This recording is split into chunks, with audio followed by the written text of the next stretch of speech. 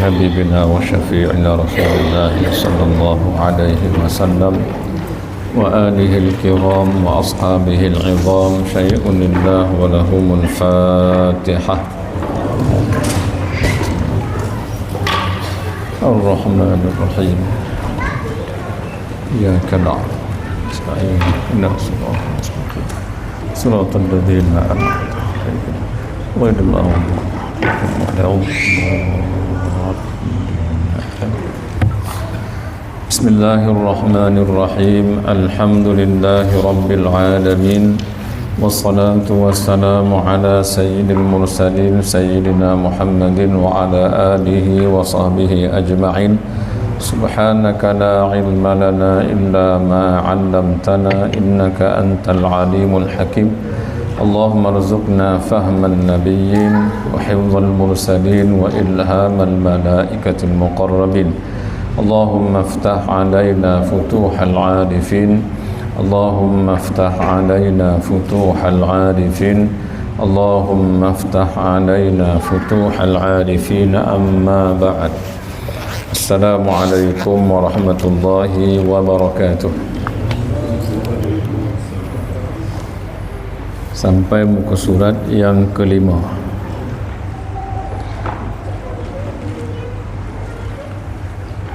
Maka ia dah yang awal, betul kan? Ya.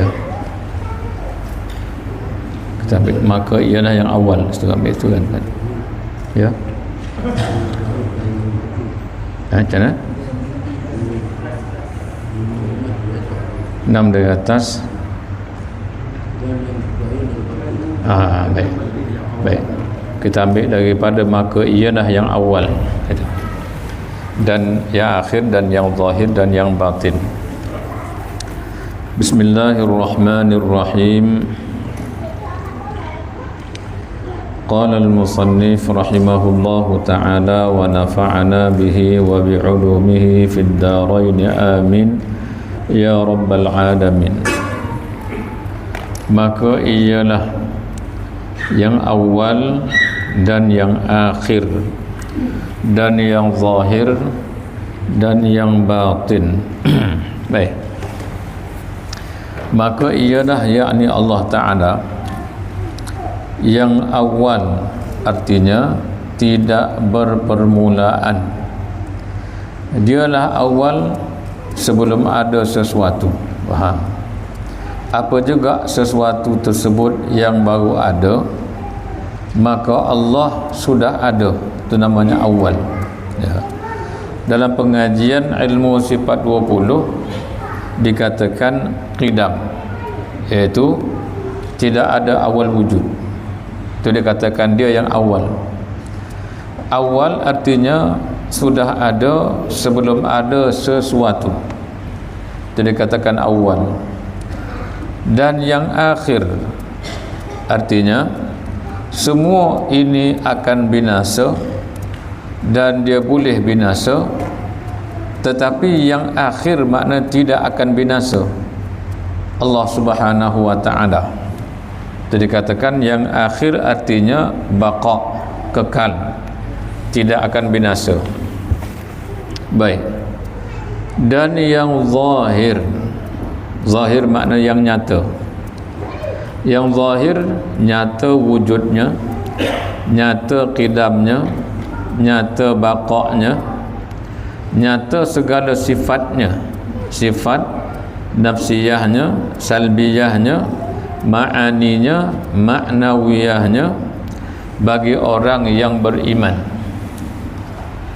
Dan yang batin, sifat Allah Ta'ala yang wujud sampailah kepada kaunuhu mutakalliman, itu batin, tersembunyi daripada orang yang tidak beriman. Baik. Dan ialah yakni Allah dengan tiap-tiap sesuatu itu amat mengetahui.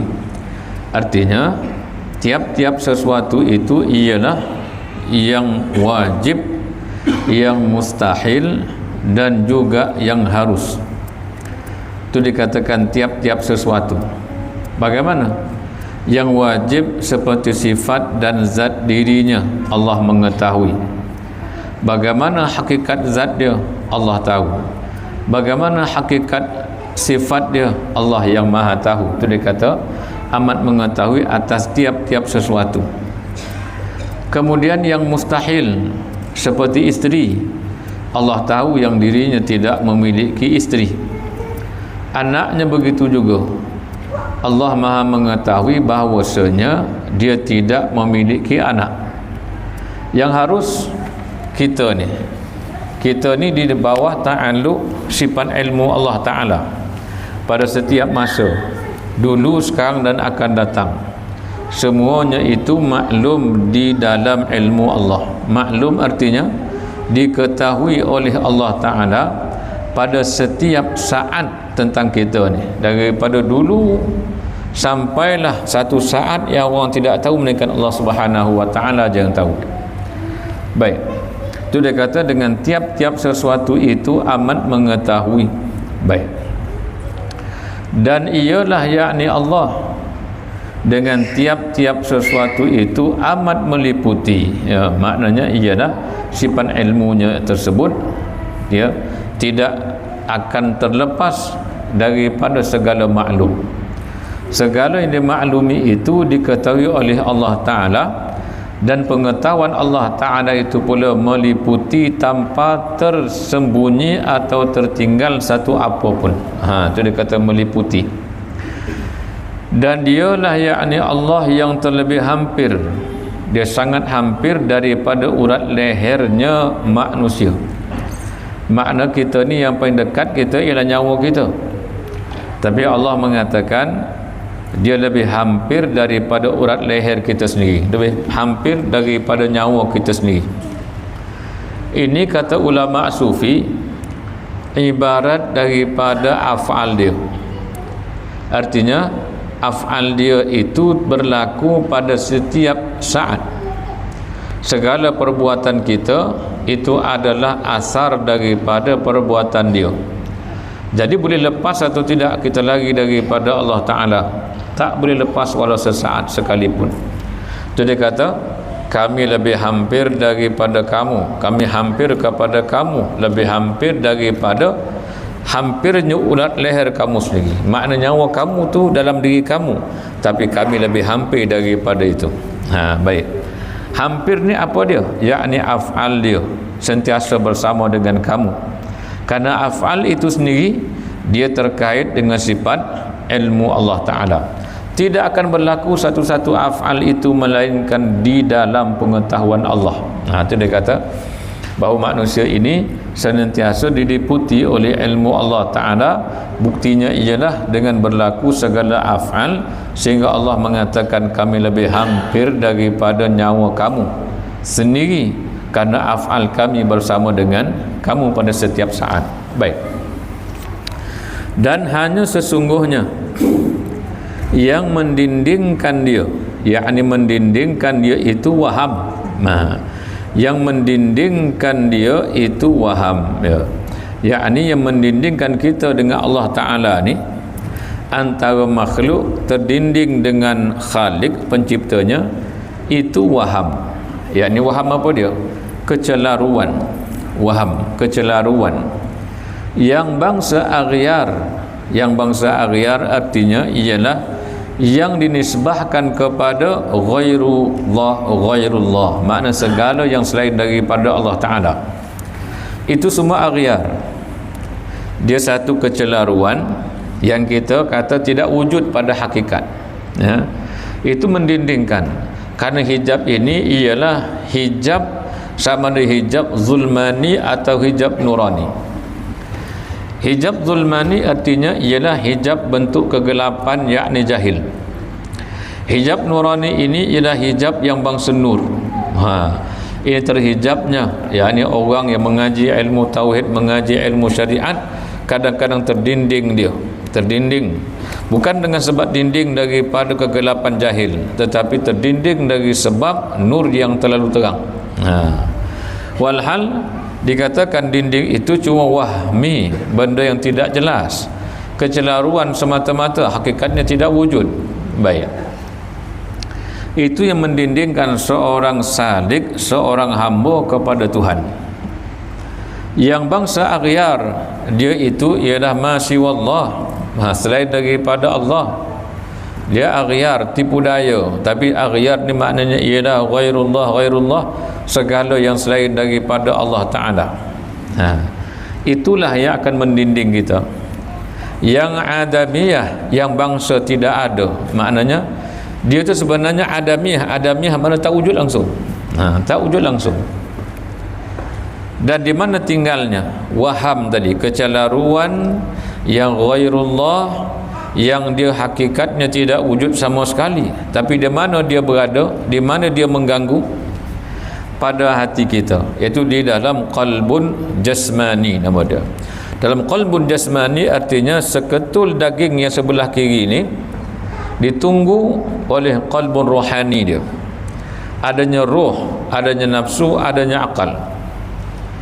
Maka disitulah yang menimbulkan waham, yang ghairullah, yang hakikatnya tidak ada. Dia mengganggu di mana? Dia mengganggu di nafsu kita. Situ dia ada, mengganggu di nafsu kita sendiri. Walhal dia tidak ada sama sekali, ciptaan daripada syaitan yang mencipta dalam hati seorang hamba, sehingga dia melihat dengan mata nafsu, maka dilihatnya ialah diri dia. Walhal diri dia sendiri juga tidak wujud. Yang dilihatnya ialah tipuan-tipuan dunia. Yang tipuan-tipuan dunia itu hakikatnya tidak ada. Baik. Tetapi yang kita bincanglah dalam kitab Durrun Nafis dan juga kitab Hikam. Kita dah bincang yang itu. Jadi kita lanjutlah, teruskan. Baik. Kemudian maka ialah yakni yang waham tadi, yang waham tadi dialah punya kerja, iaitu daripada mana datang? Daripada syaitan. Baik. Ini kalau kata Imam Ghazali namanya ialah apa dia? Khawatir syaitaniyah. Khawatir syaitaniyah artinya ialah bisikan syaitan. Bisikan syaitan. Dia datang membisik. Dibisiknya kepada nafsu. Maka nafsu akan mempengaruhi yang lain. Dia pengaruhi roh, dia pengaruhi akal, dia pengaruhi hati rohani kita. Maka rosaklah dia kerana pengaruh nafsu yang ditiup oleh syaitan. Dipanggil khawatir syaitaniyah. Baik. Maka ialah yakni waham tadi, waham yang bangsa aghyar yang adamiyah, mendindingkan, yakni memasang hijab daripada melihat akan nyata wujudnya, melihat akan nyata wujud Allah Ta'ala. Baik. Maknanya Allah itu nyata wujud dia. Bagaimana? Dengan alam yang ada. Alam dah kita sebut. Alam itu maknanya alamat, tanda wujud dia, tanda baqa' dia, tanda kidam dia, tanda segala sifat yang sempurna bagi Tuhan. Maknanya ialah alam ini merupakan isyarat, macam signboard lah, signboard menunjukkan arah sana, arah sini. Alam ini juga menunjukkan demikian, menunjukkan satu arah sahaja. Siapa? Pencipta yang maha agung. Alam ini. Jadi alam ini semua merupakan tanda yang menunjukkan nyata wujud Allah. Baik. Maka oleh kerana adanya waham yang bangsa aghyar, yang adamiyah tadi, dia memasang tabir, dinding atau hijab di antara seseorang dengan Allah Ta'ala, maka tidak dapatlah dia melihat akan wujud Allah Ta'ala yang nyata melalui segala alam yang ada ini. Baik. Kemudian saya dengar satu syair dia kata apa? Wallahi ma hadzal wujud illa musyirun lil ma'bud. Wallahi demi Allah, ma hadzal wujud, tidak ada yang wujud di dunia ini, maknanya apa juga yang ada, pokok ke, bukit ke, apa ke, illa melainkan musyirun, menunjukkan, lil ma'bud, bagi Tuhan yang disembah. Baik. Itu syair orang sufi. Dia kata wallahi ma hadzal wujud illa musyirun lil ma'bud. Yang ada ini cuma menunjuk signboard kepada wujudnya Allah Ta'ala. Tetapi kewujudan Tuhan ini terdinding. Siapa? Orang yang tidak ada makrifat dia, ya. Orang yang tidak Islam atau orang Islam tapi tidak ada makrifat, maka nyata wujud Allah ini tidak dapat dilihat, melainkan ada dinding yang menabir di antara seorang tadi dengan Allah Ta'ala. Baik, yang ni nak dibuka dinding ni supaya boleh kita melihat akan wujud dia, bukan nampak dia, tetapi dapat kita rasa tanda kewujudan dia dan dapat kita rasa dia wujud. Baik. Jadi bila rasa dia wujud, macam mana takut kita kepada dia kerana kita yakin dia wujud. Baik. Dan menambah kuat lagi ialah ada tanda signboard yang menunjukkan kewujudan dia. Baik. Kemudian, dan sebab bersusun ain. Ain tu maknanya apa dia? Benda. Dan sebab kerana bersusunnya ain, yakni benda asar. Asar tu kita dah bincang dalam kitab Fathul dan kitab Durrun Nafis. Alam ini adalah asar, merupakan kesan. Kesan daripada apa dia? Kesan daripada af'al dia. Maka af'al itu dia adalah daripada Allah Subhanahu wa Ta'ala dengan jalan asma' sifat sampai kepada zat. Baik. Jadi di sini dia kata, dah kita bincang dululah, saya sebut lagi. Saya ini asar, tuan-tuan ini asar, alam ini asar. Asar makna ialah kesan. Kemudian katakan kita, ya, manusia ini adalah ciptaan. Asar itu adalah ciptaan. Kita inilah ciptaan. Yang mencipta itu ialah af'al. Mencipta oleh si pencipta, yakni Allah Ta'ala. Jadi kita tengok pencipta itu adalah Tuhan kita, perbuatannya mencipta, maka hasilnya ciptaan, yakni kita. Maka kita inilah asar, dan kita ini dikatakan ain, yakni benda yang menjadi kesan. Baik, kesan daripada menciptanya Allah Subhanahu wa Ta'ala. Baik. Bersusun artinya banyak, karena banyaknya benda yang menjadi kesan daripada af'al Allah Ta'ala. Dan manusia tidak melihat kepada af'al Tuhan, tetapi dia melihat kepada kesan semata-mata. Dan bila melihat kepada kesan, kemudian terdinding hati tadi daripada memandang tentang wujudnya Allah Ta'ala, maka ke mana dibawa? Apa yang dilihat dibawa kepada nafsu diri dia. Bila bawa kepada nafsu diri dia, maka nafsu mentafsirkan dengan tafsiran yang salah, tidak mentafsirkan dengan tafsiran yang betul. Dilihatnya satu orang yang berwirid, katakan apa yang ditafsirkan oleh nafsu kita? Kita kata apa dia? Kita sekadar melihat dia rajin. Kita kata rajinnya dia berwirid, rajin dia berzikir, rajinnya dia sembahyang. Tidak kita lihat sembahyangnya tadi adalah daripada af'al Allah Ta'ala yang menggerakkan tangan dia, yang menggerakkan jiwa dia, menggerakkan kaki dia untuk berdiri menghadap Allah Subhanahu wa Ta'ala. Maka benda inilah yang dikatakan ain asar yang bersusun, kerana benda yang dilihat ni banyak sangat. Tapi oleh kerana dia sendiri terdinding daripada merasai wujud Tuhan, maka tidak dapatlah dia merasakan kebesaran Tuhan, kewujudan Allah, kuasanya Allah, mengetahuinya Allah, disebabkan dinding tadi yang terbina dalam hati dia. Baik, maka dinding ini pula, dia apa sebenarnya dinding ini? Dinding ini ialah kesan daripada dosa. Kesan daripada dosa yang asal titik satu je hitam, bertambah banyak, akhirnya menutup hati dia sehingga tidak nampak dia, melainkan cuma kepada makhluk. Bila dia nampak kepada makhluk asar ni tadi, maka nafsu bagi satu tafsiran pula kepada dia, maka akhirnya dia merayau entah ke mana. Baik. Dan sebab bersusun ain asar yang termenteri, maknanya terpatri, terpatri lah, mana apa? Dah dilekatkan pada mata hatinya. Karena yang dilihat ialah apa dia? Semua makhluk je, tak lebih daripada itu, tak nampak khalik. Jadi bila nampak semua makhluk, semua nampak ialah kesan asar, ain asar semata-mata, maka ain asar atau makhluk tadi sudah terpeteri dalam hati dia. Itu kata Ibn Atha'illah, bagaimana nak usul seorang salik kepada Tuhan, kerana dalam mata hati dia, cermin hati dia itu sudah tercap segala-galanya makhluk, tak ada pun Allah Ta'ala. Tak cari cuba kita nak periksa nanti. Kita kata apa dia?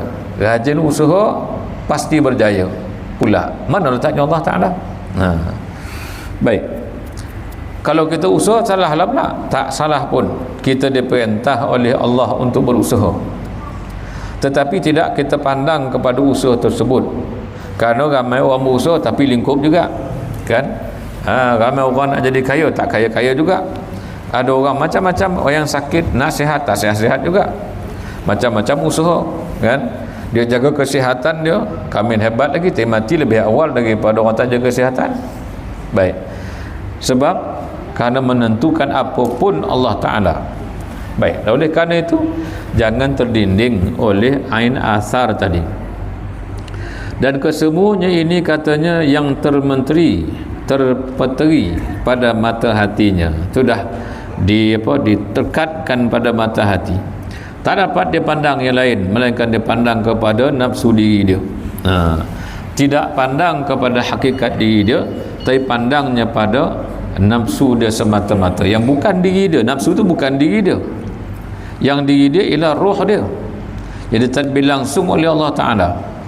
Kalau lihat pada nafsu diri dia, itu bukan hakikat diri dia, tapi pandang juga kerana tertipu. Baik. Dan jika hilanglah aghyar, hilanglah ma siwallah, makna selain daripada Allah sudah dihilangkan, dan asar, dan juga segala kesan daripada af'al Tuhan tidak dibawa kepada nafsu dirinya. Macam mana? Hilang dari aghyar tadi dan hilanglah segala asar, dihilangkan daripada mana? Daripada mata hatinya. Daripada mata hati dengan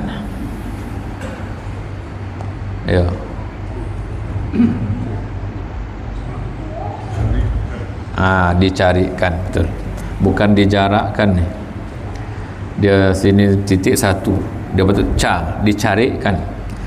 Dengan dicarikan hijab, dengan dicarikan hijab yang bangsa wahmiyah, yang adamiyah itu. Baik, dicarikan maknanya dibuanglah hijab tadi, hijab itu ditanggalkan. Baik, macam manalah nak dia mencarikan hijab tersebut? Mencarikan hijab itu ialah dengan amal rohani. Kerana nak dibasuh dia dengan nurani, dengan nur. Dan yang ada nur itu ialah wirid dan zikir. Jadi sebab itu orang-orang sufi disuruh kita berwirid, bertariqah dan sebagainya. Kenapa kita perlu bertariqah? Kerana kita ini orang yang malas untuk beribadah, kan? Jadi bila bertariqah, dia ada wazifah, dia ada tugasan yang mesti dia laksanakan. Kalau tidak ada tariqah, kita tidak konsisten, tidak berdisiplin dalam beramal ibadah. Oleh kerana itu, bila kita didisiplinkan, ditambah pula lagi itu adalah perjalanan berdasarkan pengalaman rohani para wali, maka sudah dicuba oleh para wali, kemudian bersanad sehingga Nabi SAW, dan akhirnya dengan amalan tersebut dicarikan hijab. Maknanya diangkat hijab tersebut. Bila angkat hijab macam mana? Dicarikan hijab, diangkatkan hijab yang bangsa wahmiyah, yang cuma benda kesamaran semata-mata, kecelaruan tu diangkat. Yang adamiyah, yang hakikatnya tidak ada, nescaya terbukalah pintu hakikat. Ini kita tauhid ni tuan-tuan. Tapi nak bagi tahu bahawa tauhid ini kelangsungannya ialah ilmu tasawuf. Dengan terbukalah pintu hakikat atau terbuka pintu malakut, melihat kepada hakikat segala sesuatu. Maknanya ialah kalau tidak terangkat hijab tersebut, maka tidak akan terbuka pintu hakikat, tidak akan terbuka pandangan ke alam malakut, Apa makna alam malakut? Segala benda yang dilihat dikaitkan dengan Allah Ta'ala belaka. Baik. Dia nampak orang berjalan tetapi dia rasakan Allah yang menggerakkan orang tersebut. Bukanlah benda yang lain, tetapi bukan nampak dengan mata kepala. Nampak mata kepala tu bahagian yang lain, atau melihat dengan mata hati tu bahagian yang lain. Kalau kita nafikan, bagaimana Nabi SAW dia masuk ke alam tersebut? Baik. Jadi untuk itu dia kata habuan bagi umat Nabi SAW ini ialah terbuka pintu hakikat atau terbuka pintu alam malakut. Baik. Dan faham akan keadaan ialah yakni Allah yang maujud. Dia nampak, nanti dia akan faham kewujudan yang sebenar itu ialah Allah Subhanahu wa taala. Lagi amat nyata, lagi amat nyata. Dan nescaya keluarlah cahaya matahari makrifat, maknanya dan keluarlah cahaya makrifat seperti cahaya matahari. Itu ini apa dia? Ini dikatakan sebagai tamsilan, tamsilan, perumpamaan. Matahari makrifat artinya makrifat yang seperti matahari pada sudut terang cahayanya. Matahari menyuluh alam kabir dipanggil, makrifat menyuluh alam sawir. Alam kabir, alam yang di luar ni alam kabir mana? Alam yang besar. Alam yang besar ni ada awan, ada planet, ada macam-macam. Ada gunung, ada pokok. Kalau tidak ada matahari, satu apa pun tak nampak. Bila ada matahari, keluar cahaya terang, maka nampak kita pokok, nampak kita musang, semut kita nampak. Maka terang alam kabir ini dengan matahari. Diri kita ini dikata ahli sufi sebagai alam saghir. Maka alam saghir ini terang dengan cahaya makrifat. Sebab itu dia kata keluarlah cahaya matahari makrifat, artinya keluarlah cahaya makrifatnya yang seperti cahaya matahari pada sudut menerangkan alam. Alam yang mana? Kalau matahari, alam kabir. Kalau kita kata makrifat, alam saghir, yang diri kita sendiri. Baik. Kalau tidak ada, kita katakan cahaya ni nur makrifat tidak ada, maka tidak adalah kita punya yang tadi, makna kita rasa kewujudan Tuhan takkan ada, nyata wujudnya tidak akan ada, nyata ma'ani tidak akan ada. Yang ada semua keakuan, mengaku diri sendiri je. Baik. Kalau sudah sampai ke situ, terbuka pintu hakikat, maka dapat dia nur ma'rifat. Baik. Dan ilmu, dapat dia ilmu. Dan melihatlah ia ainul mawjud. Ni maknanya dan ilmu, dan melihat ia ainul mawjud. Dia kata dapat dia ilmu. Ilmu apa dia? Ilmu yang belum diketahuinya sebelum itu. Sebab apa dia dapat ilmu yang belum diketahuinya? Karena beramal dengan segala amal yang diperintahkan oleh syarak. Kena sabit daripada Abdullah bin Abbas mengatakan man amida bima alima warasahu Allahu ilma ma lam ya'lam. Barang siapa yang beramal dengan apa yang dia tahu, maknanya beramal macam mana? Sembahyang sunat, sembahyang wajib, baca Quran, wirid, zikir, salawat dan sebagainya. Beramal dia, Allah akan wariskan kepadanya satu ilmu yang belum diketahuinya sebelum itu. Dia panggil ilmu ladunni. Walhal itu ada sebutan daripada Abdullah bin Abbas. Baik. Kalau sudah ada cahaya makrifat dalam hati dia, Allah akan kurniakan dia ilmu min ladunhu, ilmu daripada sisi Allah Subhanahu wa taala. Bukan ilmu yang lain daripada ilmu yang ada, tidak. Tuan-tuan, kadang-kadang pelik kita tengok ada tutup guru kan, ulama sufi zaman dulu. Dia tak pandai tentang ilmu muamalat, ya. Tentang ilmu muamalat tak pandai, tentang perbankan dia tak tahu. Maknanya pinjaman konvensional dan sebagainya, dia pun tak tahu. Tapi kalau kita ajak dia melabur, kita kata, tuan guru, jom kita melabur. Melabur kat mana? Tunjuk nama syarikat ni. Dia pandang, dia kata riba. Walhal setiap bila dia kaji dan dalam, tak ada kaji dan dalam. Dia pandang tajuk dah tahu riba. Ni riba. Itu ilmu yang dia tak tahu sebelum itu. Dia tengok makanan di antara ada orang, dia tak makan. Orang lain beri dia makan, dia tak makan. Orangnya kenapa tak makan? Tak selera. Atau saya memang tak makan daging ni. Walhal ada benda lain di sebalik tu. Ilmu yang orang tidak tahu. Tu ilma ma lam ya'lam. Ilmu yang dia sendiri sebelum itu tidak tahu.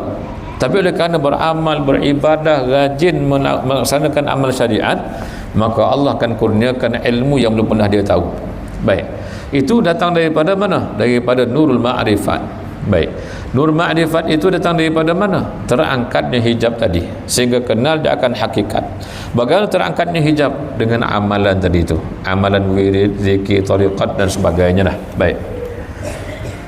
Dan melihatlah ia, melihat dengan mata hati. Ainul mawjud. Ainul mawjud ialah Allah Ta'ala. Bukan melihat dengan mata kepala, tuan. Ya, mata kepala kita melihat handset ni ada, melihat meja dengan mata kepala.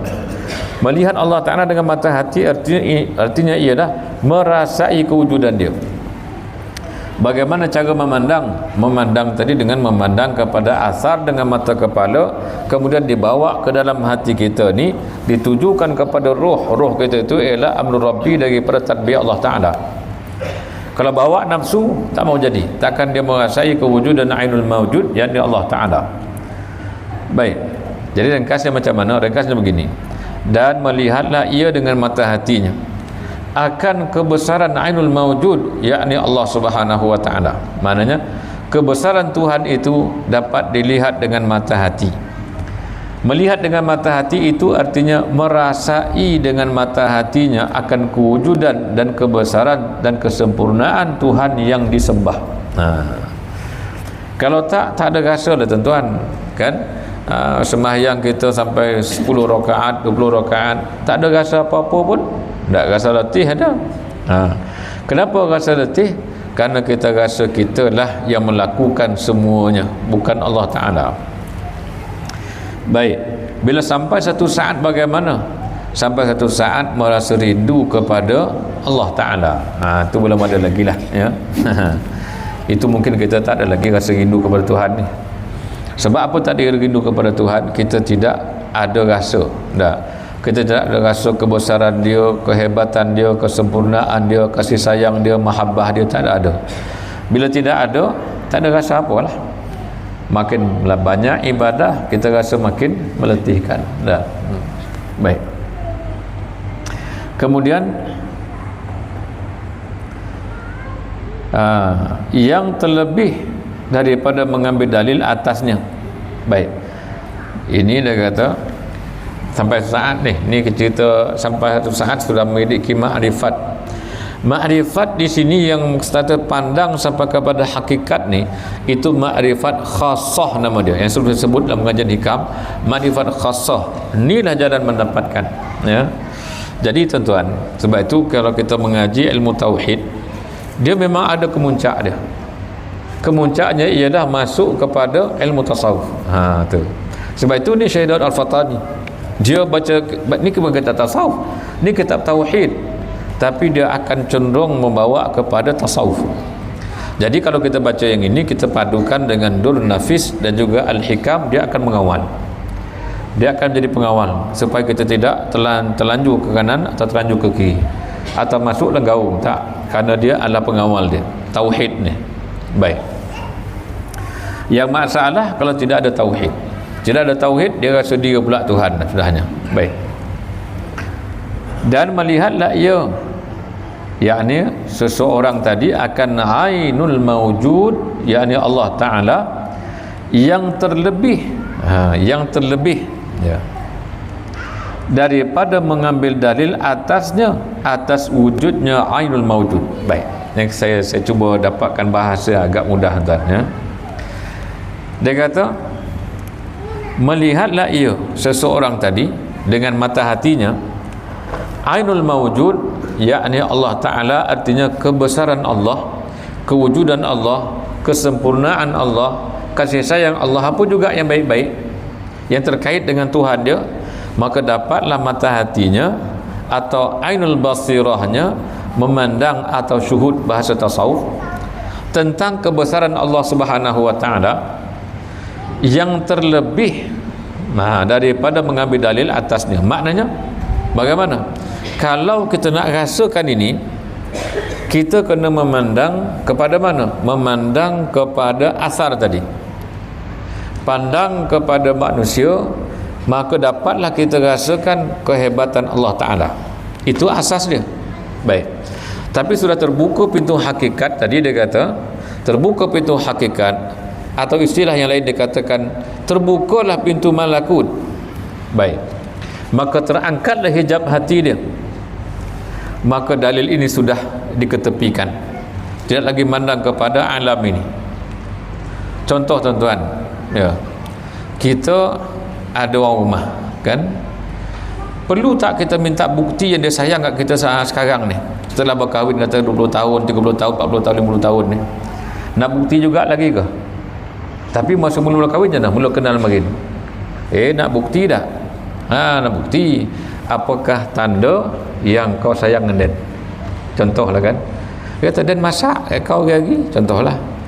Kan? Apa lagi tanda? Kita kata, kita apa kesukaan dia semua kita buat. Kan? Suruh tu kita buat, suruh ni kita buat. Jadi dia nampak tanda yang kita sayang dekat dia dan dia sayang dekat kita. Sampai satu saat, tanda tidak diperlukan lagi dah. Kita dah tahu yang dia memang sayang kat kita. Betul tak tuan? Kan? Ke tak betul? Lain macam tengok tak betul. Baik. Makna tak perlu kepada bukti lagi. Begitu nak Allah Taala. Pada permulaannya nak kepada tanda dulu. Adanya Allah Taala, kebesarannya dilihat dengan alam ini. Sampai satu saat terbuka pintu hakikat, tak perlu tanda lagi dah. Cukup dengan Allah Subhanahu wa taala aja. Tu dia panggil dia apa dia? Araftu rabbi bi rabbi. Sampai tahap tu. Araftu rabbi bi rabbi. Aku kenal Tuhan aku bukan dengan makhluk lagi. Aku kenal Tuhan aku maknanya Tuhan aku sendiri. Ini dipanggil bagaimana ni? Jalan tadalli nama dia. Yang mula-mula tadi jalan taraqi nama dia. Dia naik ke atas. Daripada bawah dia kenal Tuhan dia, kebesaran Tuhan dia dengan cara taraqi. Taraqi ni menaik. Macam orang naik bukit. Dia naik bukit daripada bawah naik ke atas. Jalan dia ialah taraqi. Mengenal Allah Ta'ala dengan jalan taraqi, pandang kepada alam yang di bawah ni, maka dia merasakan kehebatan Tuhan. Satu saat tak perlu pandang kepada makhluk lagi dah. Jalannya tadalli, daripada atas turun ke bawah terus. Ini orang hebat lah, ya, orang hebat. Tu dia kata sini yang terlebih daripada mengambil dalil atasnya, atas kewujudan Allah Ta'ala. Tak perlu dalil lagi dah. Tak perlu kepada sebarang bentuk pembuktian, tak perlu. Ya, kerana keyakinannya sudah 100%. Tak ada tanda, tak ada apa pun, dia tak kisah. Adanya alam ini menunjukkan adanya Tuhan. Tak ada alam macam mana? Bagi orang yang arif billah, tak ada alam ke, ada alam ke apa baik, kalau dia wujud, dia akan tahu bahawasanya Allah adalah Tuhan yang maha agung, sempurna, tidak ada sebarang kekurangan pada zat Allah dan sifat Allah Subhanahu wa taala. Baik, ini adalah orang yang sudah mencapai makrifat khassah. Baik. Tetapi kita ni macam mana? Kita ni masih perlu kepada makrifat ammah, belajar satu persatu. Tetapi sampai satu saat dah tak perlu dah kepada tu semua. Baik. Sama juga macam orang beramal berzikir. Mula-mula nak kaifiat, kena kaifiat, baca dulu, baca ni, baca ni, lepas tu baru sampai kita la ilaha illallah, la ilaha illallah. Lepas tu belajar-belajarlah kita, goyangkan kepala dan sebagainya. Itu semua kaifiat. Sampai satu saat tak perlu apa-apa kaifiat. Duduk hati terus la ilaha illallah, la ilaha illallah, la ilaha illallah, kan? Wirid macam tu. Mula-mula nak kita zikirkan dengan Allah, Allah, Allah, Allah, Allah, ada kaifiat. Kita mulakan dengan itu, bagi Fatihah kepada orang ini dan sebagainya. Akhirnya barulah pegang tasbih, barulah Allah, Allah, Allah, Allah. Tapi kalau hati dah jalan dah, dia tak perlu kepada Fatihah kepada orang ni ke apa, kalau tak perlu. Dalam berduduk ke, berjalan ke, berdiri ke, apa juga buat dia, terus jalan Allah, Allah, Allah. Kenapa? Tak perlu kepada kaifiat. Dia sudah membiasakan diri, tak perlu kepada apa kaifiat sekalipun. Macam inilah orang yang mula-mula nak makrifat kepada Allah, perlu kepada jalan ni. Maknanya dia nak kena tengok asar dulu, akhirnya dia tunjuk ini adalah kewujudan Allah, kebijaksanaan Allah, sempurnanya Allah Subhanahu wa taala. Sampai satu saat tak perlu lagi kepada semua tanda. Baik, tanda tu semua makhluk belaka. Maka itu sekadar dia kata bagi makrifat ammah dan juga makrifat khassah. Baik. Dan nyatalah ia, yakni Allah yang menyatakan, yang menzahirkan tiap-tiap sesuatu. Baik. Maka akhirnya kalau pandang pada makrifat ammah macam mana, nyatalah setiap satu ini ciptaan Tuhan. Baik, tu nyata setiap satu itu adalah ciptaan Tuhan. Maka makrifat yang khassah pula mengatakan bahawa setiap sesuatu itu apa dia? Itu adalah kita melihat kepada, itu adalah daripada jalan tadalli tadi, semuanya itu adalah daripada dia belaka. Tidak ada satu pun lain daripada dia, semua daripada dia belaka. Tu dah sampai dia kata wallahi ma hadzal wujud illa musyirun lil ma'wujud dan lil ma'bud. Baik, segala-galanya dilihat adalah dia belaka. Maknanya bukan dia tu Tuhan tak, tapi menunjuk kepada dia terus, tanpa gagal dia memerhatikan cara begini, sehingga benda tak ada tapi ada nama sekalipun tenggelam di bawah asma Allah Ta'ala. Baik, ni nanti kita tengoklah ya. Dan lagi maksud, sebab tu tuan-tuan, kitab ni dia macam tu, dia condong kepada tasawuf. Dan lagi maksud daripada ilmu ini hendak mensabitkan bagi kamal zatnya Tuhan kita. Baik. Dan lagi maksud ya, kenapa kita mengaji ilmu ini, ilmu tauhid, apa maksud dia? Hendak mensabitkan, mengiyakan, menetapkan. Bukan maknanya Allah tidak sempurna, tidak, tetapi Allah maha sempurna. Cuma kita ni, kita yang nak rasa kesempurnaan Tuhan, dan kita nak kena yakin Allah maha sempurna, kamal. Baik, jadi maksudnya ialah hendak mensabitkan, yakni mensabitkan bagi kamal zatnya Tuhan kita dalam diri kita sendiri, supaya kita sentiasa mengatakan yang sempurna itu ialah Allah Ta'ala, yang kurang itu dah diri kita sendiri ya. Yang bijaksana itu Allah Ta'ala, yang jahil itu adalah diri kita. Tu dia, mensabitkan kamal zatnya, zat Allah Ta'ala. Siapa dia? Tuhan kita yang kita sembah, itulah. Baik. Dan mensabitkan sifat yang kamalat, maknanya mensabitkan segala sifat-sifat kesempurnaan yang ada pada Allah Subhanahu wa Ta'ala. Kamalat itu maknanya ialah kesempurnaan. Baik. Ada masalah lagi kan? Baik. Dan tunggal, yakni wahdaniyat, esa, tunggal, pada menjadikan alam ini tidak ada sekutu.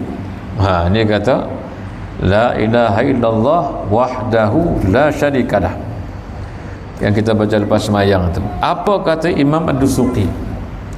Imam Ad-Dusuqi dalam kitab Hasyiah Al-Imam Ad-Dusuqi, beliau mengatakan bahawasanya yang kita sebut la ilaha illallah tu wahdahu la syarikalah, artinya ialah yang tunggal. Tunggal apa dia? Tunggal pada segala af'alnya. Makna segala benda ini semua datang daripada dia belaka. Itu dia katakan wahdahu la syarikalah. Baik, ini disebut oleh Al-Imam Dusuqi, juga disebutkan oleh tuan guru saya, tuan guru Jamat tu, disebut benda ni. Dia kata Allah wahdahu la syarikalah. Wahdahu la syarikalah artinya ialah esa pada af'al dia. Kerana kita lihat asar ni ialah kesan daripada af'al dia. Baik, maka dia kata di sini iaitu mensabitkan sifat yang kamalat, artinya sifat yang maha sempurna kepada Allah Subhanahu wa Ta'ala. Nak kita sabitkan dalam diri kita bahawasanya Allah itu sifatnya maha sempurna dan zatnya juga maha sempurna. Itu nak kita sabitkan dalam diri kita ni tentang dia. Baik, tentang dia makna tentang Allah Ta'ala. Dua, iaitu zat dan sifat diri dia. Maka zatnya yang cukup sempurna dan sifatnya juga sangat sempurna, dan dialah sahaja menjadikan alam ini. Yakni kita duduk ni, mana dia sahaja yang menjadikan. Alam ini apa dia? Alam ini termasuk kita sendiri. Segala benda yang masih wallah selain daripada Allah dipanggil alam. Maka kita juga masih wallah, kita bukannya Tuhan. maka dialah menjadikan alam, artinya segala benda yang masih Allah, yang lain daripada zat diri dia, lain daripada sifat diri dia, semuanya adalah ciptaan Tuhan belaka. Sebutlah apa sahaja, maka dialah yang menjadikan sesuatu yang ada sama ada dalam alam kita duduk ni atau alam yang kita tidak nampak, semua daripada dia belaka. Kemudian, dan tujuan ilmu ini apa lagi? Menafikan dia daripada segala sifat kekurangan, iaitu menafikan dia, menafikan zat Allah Ta'ala tersebut daripada segala sifat yang kekurangan. Makna Allah Ta'ala itu tidak ada sifat kekurangan pada diri dia. Baik. Dan menafikan lagi bersamaan dengan segala yang baharu ini. Maknanya makhluk ini kita nafikan ada persamaan dengan Tuhan, atau Tuhan ada persamaan dengan makhluk ini kita nafikan belaka. Baik. Maknanya mensabitkan kesempurnaan dan menafikan kekurangan. Kepada kita pula macam mana? Mensabitkan kekurangan pada diri kita, menafikan kesempurnaan. Boleh nampak tuan? Pada Tuhan kita sabitkan kesempurnaan, kita nafikan kekurangan. Pada diri kita ialah menafikan kesempurnaan diri kita dan mensabitkan kekurangan. Baik. Kekurangan tu maksudnya apa dia? Kekurangan tu maksudnya ialah Allah Maha mengetahui, yang jahil tu kita. Allah Maha berkuasa, yang lemah tu kita. Allah Maha melihat, yang tak melihat banyak tu kita. Walaupun kita lihat ada benda kita tidak lihat. Maknanya yang lemah pada penglihatan itu adalah kita, tapi yang sempurna itu adalah Allah Subhanahu wa Ta'ala. Baik. Dia kata Tuan Guru Jamat dulu, kesempurnaan tu arahkan kepada Tuhan, kekurangan tu arahkan kepada diri kita. Baik. Dan demikian lagi maksud daripada ilmu ini hendak mensabitkan keadaan bagi Allah Ta'ala. Allah Subhanahu wa Ta'ala itu beberapa banyak rasulnya. Wallahu a'lam. Ya, tidak. Kita berhenti ini, kita sambung nanti. Dan demikian lagi maksud daripada ilmu ini hendak mensabitkan keadaan bagi Allah Subhanahu wa Ta'ala itu beberapa banyak rasulnya. Wallahu a'lam. Al-Fatihah. Bismillah. Iyyaka na'budu wa nasta'in. Ihdinas siratal mustaqim. Siratal ladzina an'amta 'alaihim ghairil maghdubi 'alaihim waladdallin. Bismillahirrahmanirrahim. Alhamdulillahirabbil alamin, wassalatu wassalamu ala sayyidil mursalin sayyidina Muhammadin wa ala alihi wa sahbihi ajma'in. Allahumma ighfir lana dhunubana wa liwalidina warhamhum kama rabbawna shighara. Wa sallallahu ala sayyidina Muhammadin wa ala alihi wa sahbihi ajma'in. Walhamdulillahi rabbil alamin. Taqabbalallahu minkum.